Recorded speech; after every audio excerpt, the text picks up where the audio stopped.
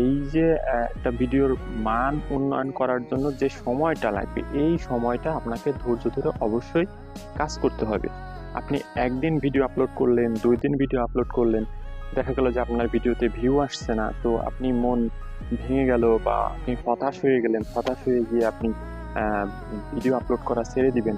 তখন দেখবেন যে আপনার চ্যানেলের রিচটাই অটোমেটিক্যালি কমে যাবে এবং তখন আর আপনি আগের মতো করে আপনার চ্যানেলটাকে গ্রো করতে পারবেন না। তো আমার যেটা পরামর্শ সেটা হলো যে আপনাকে অবশ্যই ধৈর্য ধরতে হবে। ধৈর্য ধরে আপনি যে বিষয় বা যে কনটেন্টের উপর কাজ করতেছেন সেই কনটেন্টটার মান উন্নয়ন করা এবং আপনাকে ধৈর্য ধরে ওই বিষয়ের উপর আরো ফোকাস দিতে হবে। ওই বিষয়ের উপর কিভাবে মান উন্নয়ন করা যায় সেই দিকটাকে আপনাকে নজর দিতে হবে বলে আমি মনে করি। আশা করি এই ভিডিওটি যদি দেখেন তাহলে আপনার উপকারে আসবে বলে আমি মনে করি। তো সকলকে অসংখ্য ধন্যবাদ। আসসালামু আলাইকুম ওয়া রাহমাতুল্লাহি ওয়া বারাকাতুহু।